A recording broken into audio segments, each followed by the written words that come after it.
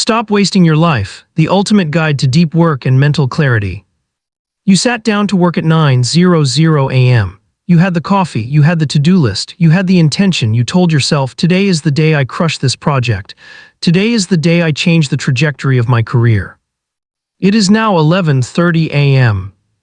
Your coffee is cold, the project is untouched, and you are holding your phone. You have spent the last 2 hours in a fugue state, bouncing from Instagram to email, from email to Twitter, from Twitter to a news article about something that is happening on the other side of the world that you have absolutely no control over.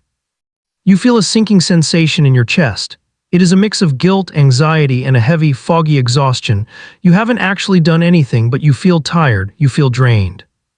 You tell yourself, I'll start after lunch. But you know you won't. You know the cycle will repeat. The day will bleed away, another sunset will come, and you will go to bed wondering where your life is going.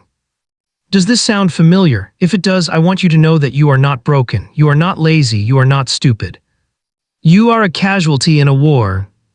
There is a war being fought right now in 2025 that is more invisible and more dangerous than any military conflict. It is the war for your attention.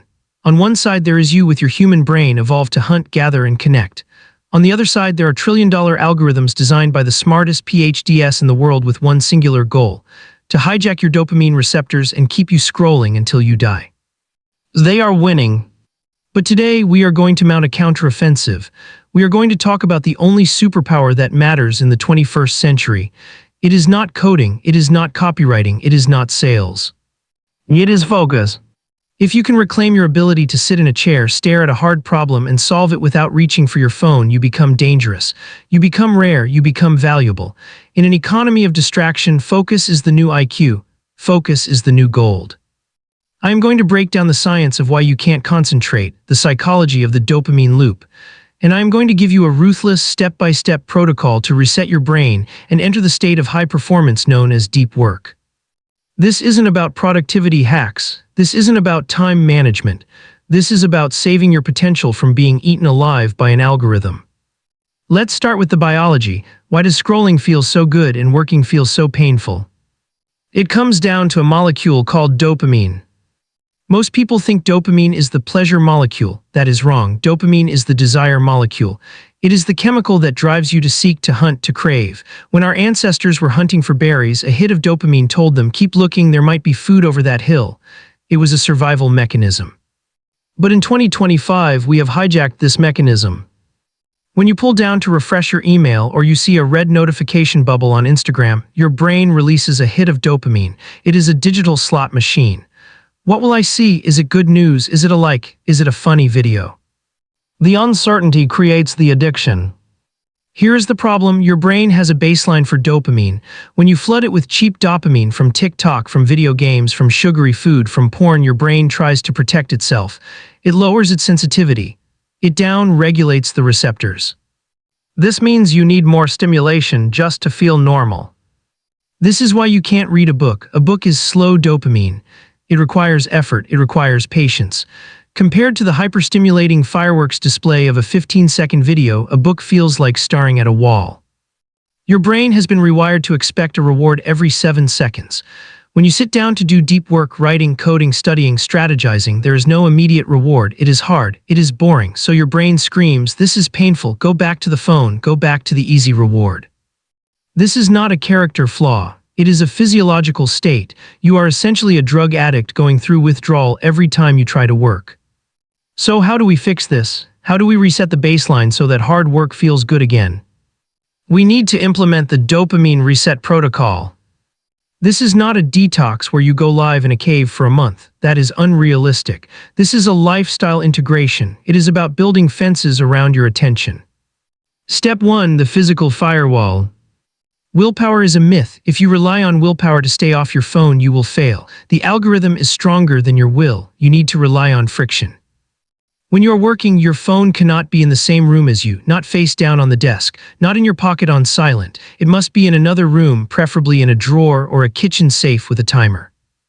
Why? Because studies show that the mere presence of a smartphone, even when turned off, reduces your cognitive capacity by 10%. Your brain is constantly running a background process. Is there a notification? Should I check it? No, I shouldn't. That microbattle drains your energy. When the phone is physically gone, your brain can relax. The option is off the table. Step 2. Embrace the boredom. This is the most uncomfortable part. In 2025, we have eradicated boredom. If we are standing in line at the grocery store for 30 seconds, we pull out our phones. If we are at a red light, we check our texts. We are terrified of being alone with our thoughts. But boredom is crucial. Boredom is the rest state for your attention network. When you fill every micro moment with cheap dopamine, your brain never gets a chance to recover. It never gets a chance to process information, to connect dots, to be creative.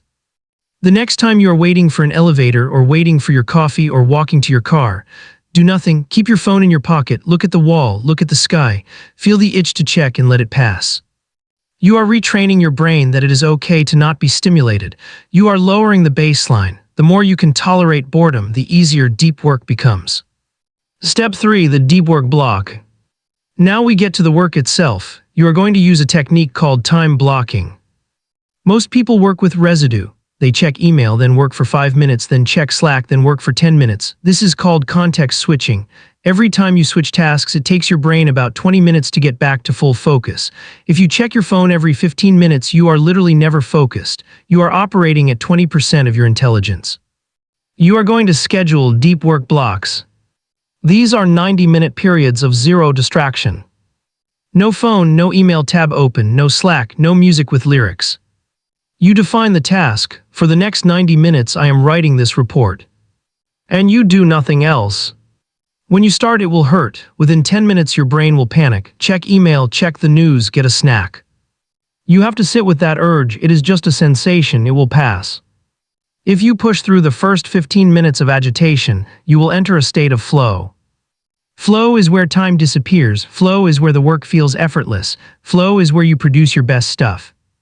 You can get more done in 2 90-minute deep work blocks than most people get done in an 8-hour workday. Step 4. The closure ritual. One of the reasons we stay glued to our screens at night is because we never truly disconnect from the day. We carry the stress of open loops. At the end of your workday, you need a shutdown ritual. Review your tasks, plan your tomorrow, close your laptop, and say a phrase out loud like "shutdown complete." This signals to your brain that work is done. It is time to switch modes.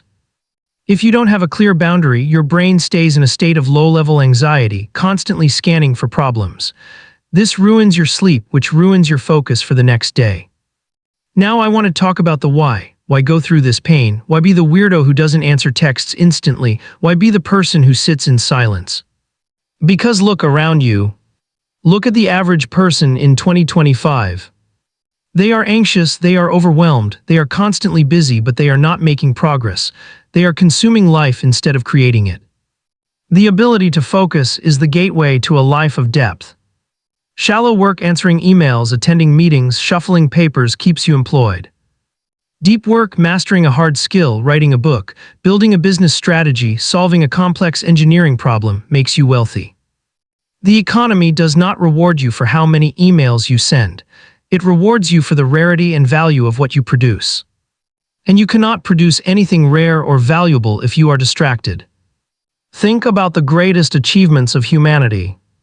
Did Einstein invent the theory of relativity while checking TikTok? Did Steve Jobs design the iPhone while answering Slack messages? Did J.K. Rowling write Harry Potter while doom-scrolling the news? No, they went deep, they isolated themselves, they protected their minds. We have a choice. We can be consumers or we can be creators. The consumer is a slave to the algorithm. The consumer reacts. The consumer is fed cheap dopamine and sells their attention for free entertainment.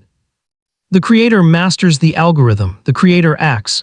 The creator generates value and demands attention. You cannot be both.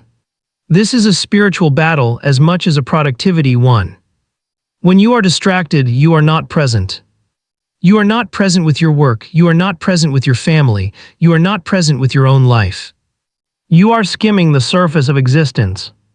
A life of focus is a life lived at a deeper level. It is rich, it is textured, it is meaningful. When you have a conversation with someone and you are truly listening, not glancing at your phone, that is a gift. When you play with your kids and you are not thinking about work, that is love. When you work on a project and you lose yourself in the craft, that is fulfillment. So here is my challenge to you. I call it the 7-Day Monk Mode Challenge. For the next 7 days, you are going to change the rules of engagement. Rule number 1, no phone for the first hour of the day. Buy an alarm clock, a real old-school alarm clock. Leave your phone outside the bedroom. When you wake up, do not look at the screen. Drink water, stretch, read, write, stare at the wall. Reclaim the morning. If you win the mornings, you win the day. Rule number 2, 2 90-minute deep work blocks per day. Schedule them, put them on your calendar like a doctor's appointment. Treat them as sacred. During these blocks, you are unreachable. You are a ghost. Rule number 3, no screens after 9:00 p.m. Read a book, talk to your partner, meditate, journal. Let your brain decompress. Let your dopamine receptors reset. Rule number 4, delete the infinity pools. Delete TikTok, Instagram, Twitter, and Facebook from your phone. I know you need them for work. Do you really? If you need them, use them on your desktop computer. Make it hard to access, add friction. If you delete these apps for 7 days, you will feel a phantom limb syndrome. You will reach for your phone and realize there is nothing there. And then you will feel something else. You will feel free. You will look up and notice the trees. You will notice the people around you. You will feel a clarity returning to your mind that you haven't felt since you were a child.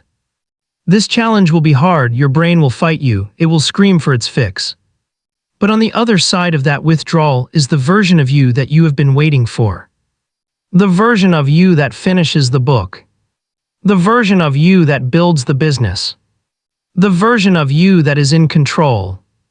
In 2025, focus is the ultimate competitive advantage. While everyone else is getting dumber, slower, and more anxious, you can be getting smarter, faster, and more peaceful. You don't need more time. You have the same 24 hours as Beyoncé and Elon Musk. You don't need more motivation. Motivation is fleeting. You need focus. The world is noisy. It is screaming for your attention. It is tempting you with infinite distractions. It is begging you to look away from your purpose. Don't let it. Reclaim your brain. Reclaim your time. Reclaim your life. The war is happening right now. Put down the phone and get to work.